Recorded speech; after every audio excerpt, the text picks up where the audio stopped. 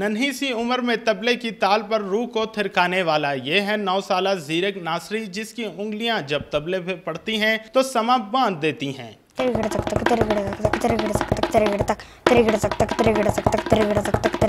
खुदा नन्हे तबला नवाज तबला साजी की तालीम अपने वालिद से हासिल कर रहा है। ज़ीरक ने अपने फन के जरिए मुल्क का नाम रोशन करने का अज़्म जाहिर किया है। रिदम अभी हमारी म्यूजिक की बैकबोन है। ओके, जैसे कि रिदम की सबसे मेन पार्ट है तबला।